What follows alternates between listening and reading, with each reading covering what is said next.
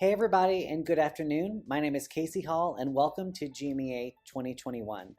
I know it looks a bit differently this year than it normally does, but I'm grateful to be here and thankful to have been selected to speak to you today. I am consistently blown away by the tenacity music teachers exhibit through incredibly difficult circumstances, and the fact that you're here watching this video is just further evidence that you're continually stepping up to the plate as an educator and attending professional development, so really you can be the best teacher you can be for your students. It's really inspiring to watch, and I'm really glad you're here. So without further ado, I'd like to welcome you to The Great Push and Pull, how to pull from creative resources to push your lessons to the next level. Before we begin, I want to take a minute to introduce the Fine Arts team at the Georgia Department of Education. In response to the need to have content-specific training for the fine arts, the Department of Education saw the need to hire staff members to represent the three largest fine arts content areas in Georgia. The first is Jessica Booth. She is the Fine Arts Program Manager and has a background in visual and media arts. She has been with the Department of Education for 6 years now, and in fact, before she was hired, there was no fine arts representation at the state level for over 20 years. We owe a great deal of gratitude to her for her tireless work in advocating for fine arts education for all students at the state level. Thank you, Jessica, for all your hard work. Next is Paul McLean. He is a fine arts program specialist at the Department of Education and has worked alongside Jessica for the past 2 years. His background is in theater and film. Lastly is myself, Casey Hall. I am the newest member to the team and have a background in music. In fact, I began working with Jessica and Paul the day quarantine started, so it has been an interesting transition to say the least, but I am so glad to be here to support fine arts teachers across the state. Here is our contact information if you ever need to reach us. This information can also be found on the Georgia Department of Education Fine Arts website. Here is a brief overview of this GMEA presentation so that you can track along with me. First, I'll tell you a little bit about my story and how I came to presenting this topic. Then I'll discuss some locked doors or reasons as music teachers that may be preventing us from pushing our lessons to the next level. Next, I'll discuss some broad resources and strategies that you can pull from to engage your students in active music making. After that, I'll try to bring it all together with a strategy that I believe brought me a lot of success in my music classroom during my time as an elementary music teacher, and some applications for all music content areas. Lastly, I'll provide you with some examples of GaDOE instructional resources that you can pull from to use in your own classroom and how to access them from our website. When I first started developing this presentation topic, for some reason I kept having this imagery of a closed or a locked door that was preventing people from getting into where they wanted to be. And I don't know about you, but from my own experience, I know how frustrating it is to try to open a locked door when I really need to get into the building, or how embarrassing it is to try to pull a door that clearly says push, or even pushing a door that has a pulling handle. It can be confusing, and I know I'm not the only one out there that it's happened to. Well, hopefully. Anyways, that brings me to my story. In my case, I feel that there's been a lot of locked doors, or obstacles, that I've had to overcome to get me to where I am today. As a new teacher right out of college, I felt severely unprepared to meet all of the necessary requirements as a teacher. And don't get me wrong, my professors did a great job at preparing me for the real world as best they could. However, as we all know, sometimes it still isn't enough. That was my first locked door. I had no idea where to start when it came to creating an entire curriculum from beginning to end for my classroom, let alone all the necessary requirements of lesson plans that were being thrown at me when I first started teaching. Assessment types, differentiated instruction, the list went on and on and on, it seemed. And what made things worse in my case is that each school I taught at required different things. And I taught at 3 schools, so that meant 3 different administrations, 3 different sets of students, 3 different sets of requirements. So it was a lot to juggle. It took a lot of asking for help, seeking guidance from my mentors, and honestly personal reflection to get me through that locked door. In my last couple of years of teaching, before taking a job at the Georgia Department of Education, I took on a support teacher position on top of my normal teacher duties, where I got to travel across the school district and support music teachers through classroom observations and professional development, whether that was for behavior or classroom management, curriculum support, or whatever else those teachers may have needed. It was a very eye-opening experience because not only did I get to experience teaching from within my own classroom environment, but also through observing teaching practices and strategies of other teachers in my district. It was in this role that I began to take notice of some other locked doors that were preventing my colleagues and myself from getting to where they wanted to be. Here's a couple of those reasons. The first is issue with behavior or classroom management. This can be a tricky topic to discuss because behavior is so individual and happens on a case-by-case basis, but it was clear that not being prepared to adequately handle these circumstances is a locked door. The next is becoming overwhelmed by the resources available. As you probably know, there are tons and tons and tons of resources out there for us to use as music educators, so it can quickly become overwhelming just by searching for things on like Google for music teacher resources. Next is sticking to one methodology or strategy or resource. I get that as teachers we are comfortable in what we know, but I notice that some teachers, as well as myself at times, stick to one method of teaching music or strategy or resource, and we use it constantly because we're comfortable with what we already know. This isn't necessarily a bad thing, but it has the potential to become an educational crutch in our teaching. Next is having time to learn or research new strategies or resources. In my opinion, time is one of the biggest locked doors or obstacles that we face as teachers. With so much to do in so little time, it's no wonder that it's hard to find time to research these new strategies or resources because honestly, we're probably exhausted. Next is no clear focus in lesson planning. This is a locked door because it's a barrier for really students when they are confused about what we're trying to teach them, and it makes us look a bit unprepared when we plan sporadically rather than strategically. Next is not staying relevant to who your students are. Developing strong student-teacher relationships can be difficult for music teachers because we see such a large population of the school throughout the school year.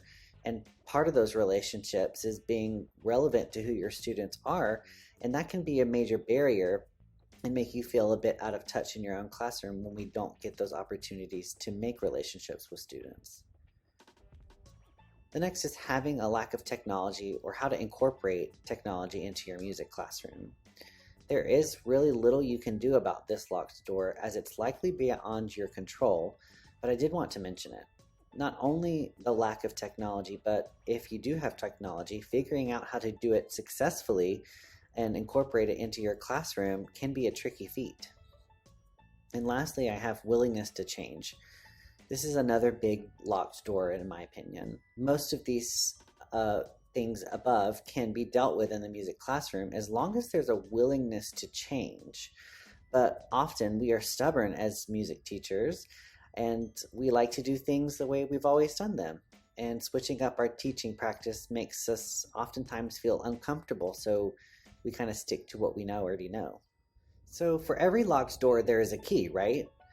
That key is whatever you may need that will ultimately unlock the door or obstacle that is in your way so that you can go where you need to be, or in this case, on the other side of the door. In my opinion, the first step to getting that key is to take some time to personally reflect on your own teaching practice. In doing so, I learned some valuable lessons about myself as a teacher and how I want my classroom to be run so that my students can learn to the best of their ability.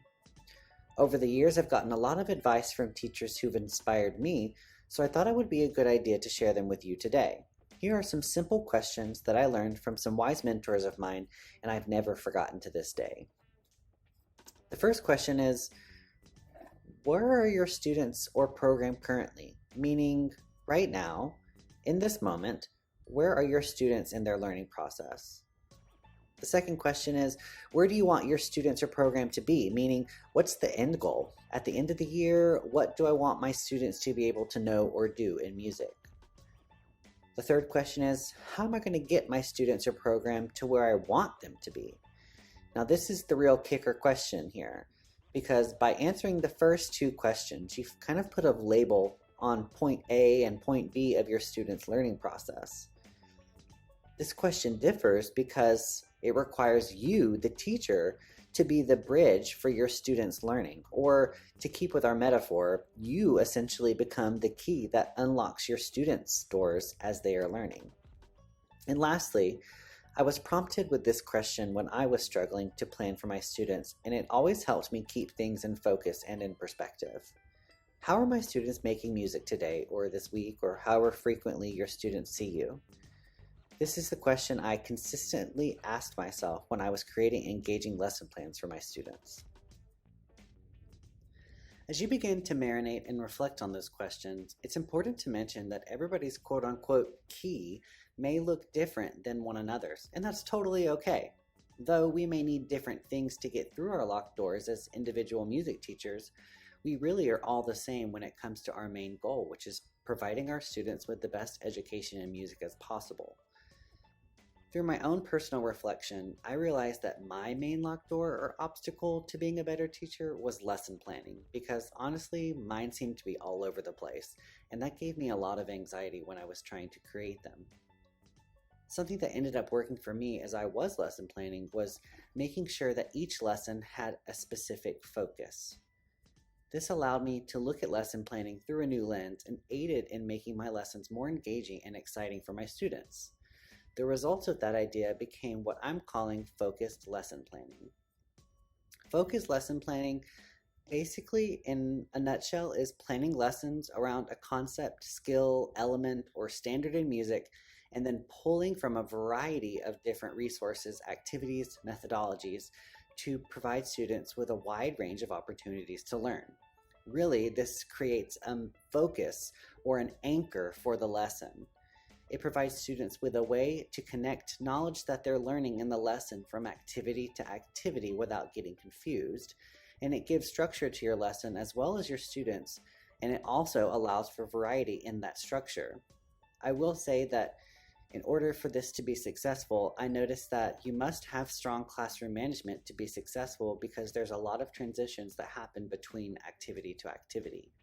I made this visual to help you understand exactly how this may look in a music classroom. As you can see, at the center of the lesson plan is the lesson focus. Again, this is a Georgia Standard of Excellence for music, a musical concept or musical element that you plan to teach for a standoff lesson or multiple lessons that extend across many weeks. You'll see surrounding the focus are multiple activities or skills or actions that you can pull from to engage or push your students into their music learning and making. These activities are always connected back to the focus of the lesson, and learning can be transferred easily from activity to activity. You can see there are 6 activities that are listed here. However, this is just a guiding visual. It should be mentioned that some lessons may require only 2 or 3 activities, whereas other lessons may need more. It just depends on the main purpose, learning goals, or the focus of the lesson itself. I want to take a minute or two to talk about some of the types of skills or activities that we consistently pull from as music teachers to engage our students in active music making. These skills have been directly taken from the Georgia Standards of Excellence for Music, and if you notice, they really are just verbs or action items that we can use as a template of sorts to pull activities into our lessons to push or increase engagement for our students. Seeing these listed out allows us to realize that there are a variety of ways in music that we can teach a certain topic, concept, or focus in our lessons. Here's a more detailed example of how this format of lesson planning can be used in the music classroom. As you can see, the main focus here is melody. You obviously can get more specific by placing a certain standard from the Georgia Standards of Excellence as the focus, but for purposes of this presentation, we're going to look at this broadly to be applicable for many music content areas. So in this example, we're planning for melody. Once you have your lesson focus, you can start pulling from various resources to fill the musical skills or activities that connect back to the focus. What activity can you incorporate into your lessons that would have students moving to melody, or reading or notating melodies, or composing melodies, or playing melodies on instruments? So because each activity connects in some way to the focus, in this case again, melody, students can easily transfer knowledge about melody from one activity to another. This prevents any potential confusion for students about what they are learning in each lesson. Because there's a multitude of resources and strategies out there, and I'm under time constraints, I won't be going into detail about certain strategies or resources to use because, let's be honest, that would take forever. Instead, in the next couple of slides, I'm going to be providing you with some things to do your own research and reflection if you see fit. Then I'm going to provide some general applications for K-12 music content areas.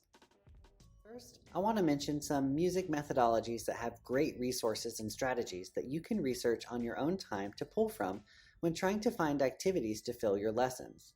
A lot of these you've most likely heard before. The first is the ORF approach. In the ORF approach, musical concepts are learned through things like singing, dancing, moving, playing body percussion or percussion instruments. Improvisation, composition, and a child's natural sense of play are encouraged in this approach. The process is that musical concepts are learned through things like imitation, experimentation, and personal expression as students are playing. Next is the GaDOE approach. The GaDOE approach uses a child developmental approach to sequence introducing skills according to the capabilities of the child. New concepts are introduced beginning with what is easiest for the child and progressing to the more difficult. Concepts are constantly reviewed and reinforced through things like games, movement, songs, and other exercises. The GaDOE approach process is that musical concepts are taught in a sequential manner depending on the developmental level of the child.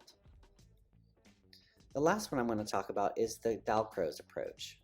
In the Dalcroze approach, it teaches musical concepts through movement before students learn its visual representation or notation. It focuses on allowing the student to gain physical awareness and experience of music through training that takes place through all of the senses, particularly the kinesthetic. Its process teaches musical concepts through things like eurythmics or rhythmic movement, solfege, which involves ear training, and improvisation. Here are some considerations that you should also think about when beginning to use focused lesson planning in your own classroom. The first is behavior or classroom management.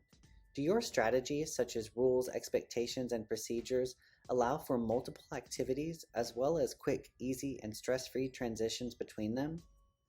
When thinking about technology, how can you incorporate technology in a healthy way into your musical activities within your lessons? What kind of teaching environment are you in? Does it allow for multiple kinds of activities? And lastly, due to COVID, things have been a little different, as you well know. So things need to be considered, such as health and safety protocols and guidelines, social distancing, and how to perform in a virtual, blended, or face-to-face environment during the time of COVID. Here are some applications for K-12 music content areas. The first is general music. Think of a musical concept, idea, theme, or standard, then select a variety of musical activities to enhance the learning of that concept.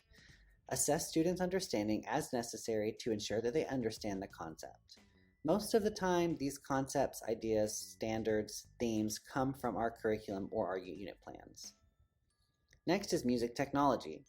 Like general music, planning an engaging music technology lesson that centers around a particular musical concept or standard, then selecting appropriate musical activities coupled with technology activities or tools that allow students to explore, experiment, or create music via technology.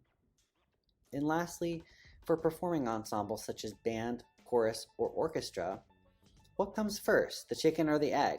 Does repertoire come first, or does musical concepts come first? This varies between teacher to teacher, ensemble level, or concept to concept. Many teachers address certain concepts through fundamentals or technique practice and apply them in the chosen repertoire. Assess students' understanding as necessary to ensure that they also understand the topic as well. Here at the Georgia Department of Education, our goal is to support you in as many ways as we possibly can.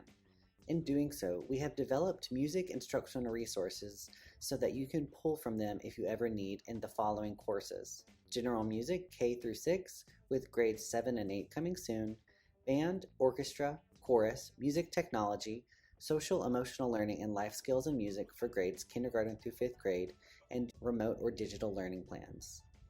For each content area, the instructional resources include curriculum maps, which map out the learning that will happen over the course of a school year.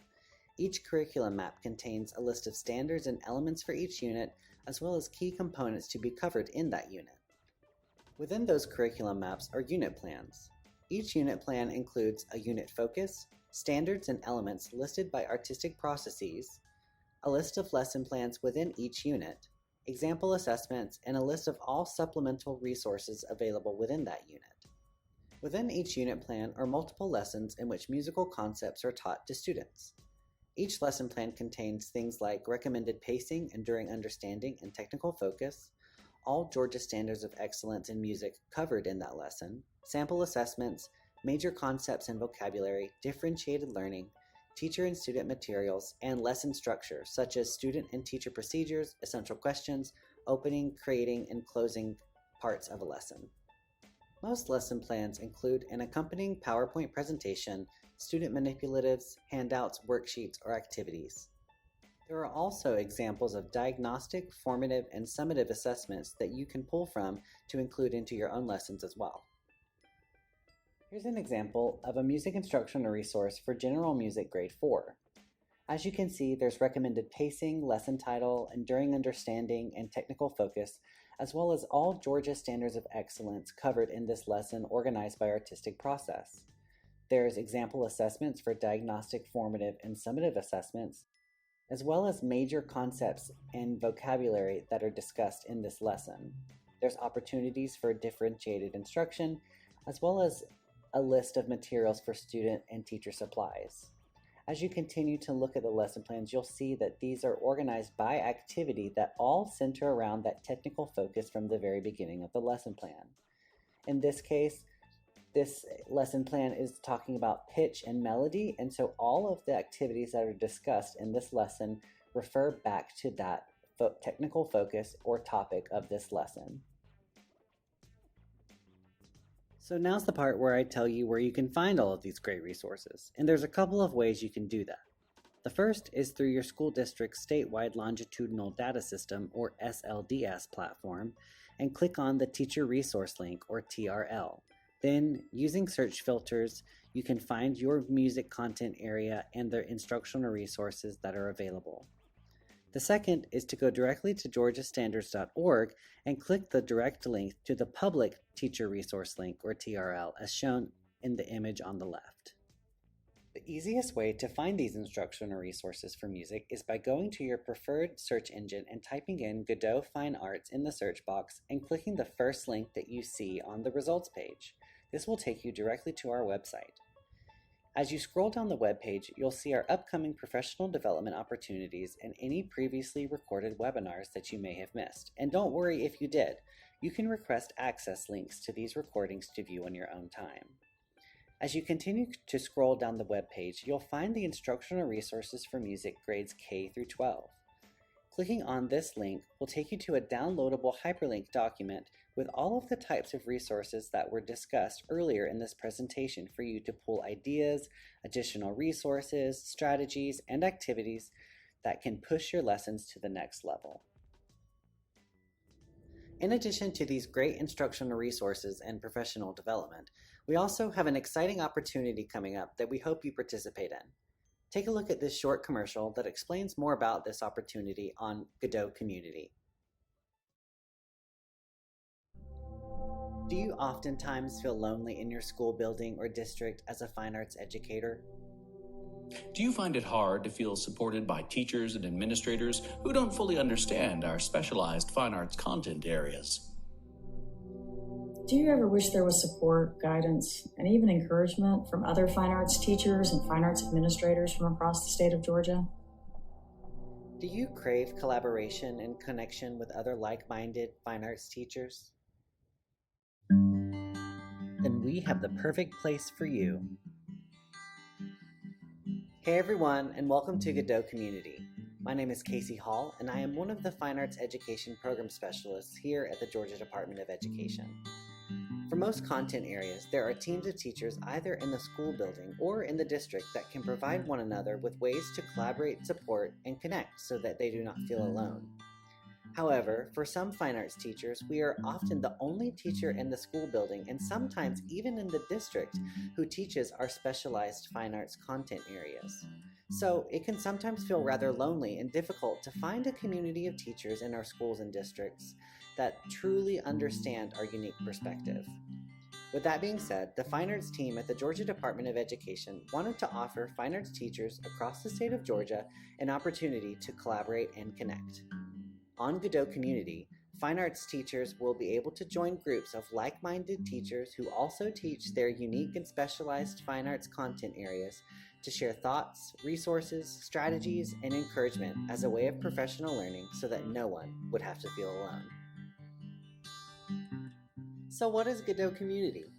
It's a platform that has been developed by the Georgia Department of Education as a way to provide content-specific professional learning communities, or PLCs, for teachers across the state of Georgia to collaborate, connect, and support one another on a virtual platform. Much like social media platforms where you can join various groups on topics you are interested in, GaDOE Community offers teachers the chance to join communities of like-minded teachers in their own specific content areas to provide support and guidance, share ideas, resources, and strategies, and offer encouragement as needed for one another. So where do we sign up? It's easy. Head over to the GaDOE Community website at community.gadoe.org and create an account using your district, RESA, or DOE email account to be approved. Once you've logged in, take some time to explore the platform. Check out some of the cool collaboration features such as the newsfeed, where all of the activity on GaDOE Community is housed, much like a social media activity feed. Make your profile look awesome by uploading a professional picture of yourself, adding your nickname or handle, as well as any other information you'd like to add. Be sure to click on Groups and search for the Fine Arts community groups in which you'd want to join. If you get lost, check out the user guide for additional information on the platform. Side effects of GaDOE Community include happiness, support, prosperity, collaboration, stress relief, joy, networking, peace of mind, guidance, euphoria, new friends, optimism, connection, prosperity, strong support system, advice when needed, new opportunities, professional growth, and much, much more. If you have any questions or need additional support in navigating the GaDOE Community platform or creating an account, be sure to contact me either by using my email address below, or once you've created an account, message me on the platform and I'll respond to you as soon as I can. I can't wait to connect with you on the GaDOE Community platform, and I'll hopefully see you there soon. Thanks, everybody.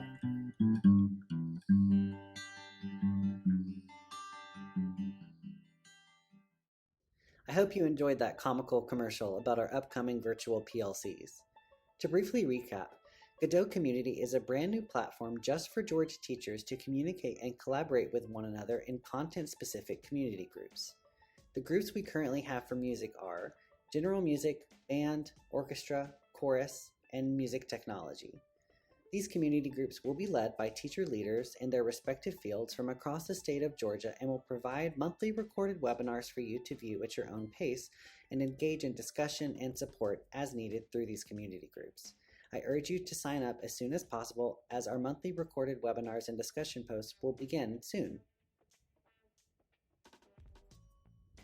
Thank you so much for attending this presentation, everybody. My hopes are that you learn something, take some time to reflect on it, and try to implement some of these strategies we discussed in your own classroom for the benefit of your students. Below is my contact information if you'd like to discuss this further or have any additional questions. I would ask that if you have a moment to please fill out our brief feedback survey using a QR code reader or type the link in your browser.